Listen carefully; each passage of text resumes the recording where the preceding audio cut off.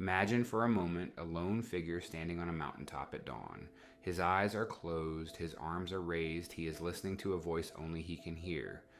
In another era, this man might be called a prophet, a messenger of God, someone chosen. Now place that same man in the modern world, on a sidewalk, in a public square. Calmly speaking about divine revelation, people don't gather, they don't listen, they don't ask what the message is, they just diagnose him. This raises a question institutional religion would rather avoid.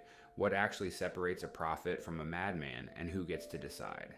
Today, claiming that God speaks to you is no longer evaluated spiritually.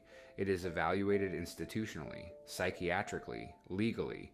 A person who claims direct revelation without credentials, authority, or institutional backing is not considered inspired. They are considered unstable.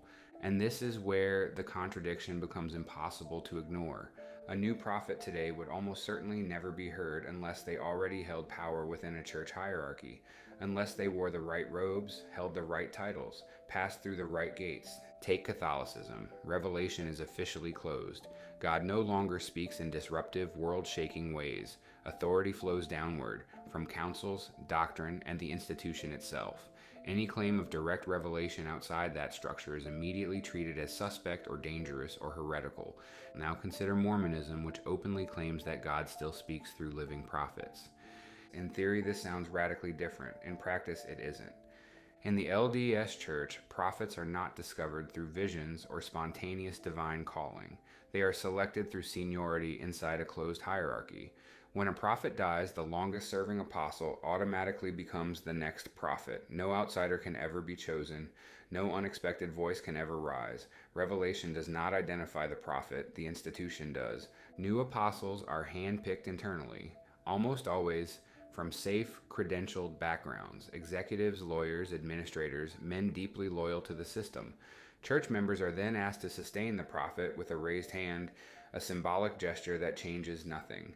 So while Mormonism claims ongoing revelation, it only recognizes revelation that comes from men it has already selected. Here's the problem. Historically, prophets never come from the top of religious power. They come from the margins. Shepherds, fishermen, teenagers, outsiders, social critics, people who confront kings, priests, and temples, not people protected by them. Joseph Smith himself fits that pattern. A teenage nobody claiming visions, rejected, mocked, and persecuted. By modern standards, Joseph Smith today would not qualify to be a prophet. He would not be placed in the quorum. He would not be sustained. He would likely be disciplined. Jesus didn't come from the Sanhedrin. He openly condemned religious authorities, and the institutions that now claim him would almost certainly reject someone like him today, unless he first submitted to their control. That is the pattern. If a prophet appears outside institutional authority, they are labeled delusional. If they appear within it, their message is filtered, softened, and made safe. So in the modern world, a genuine prophet would not be crucified. He wouldn't even be debated. He would be ignored, institutionalized, or quietly dismissed, not because the message lacked truth, but because the messenger lacked permission. So perhaps the reason we no longer recognize prophets isn't that God stopped speaking. Perhaps it's because churches decided they would only listen to God when he speaks through them.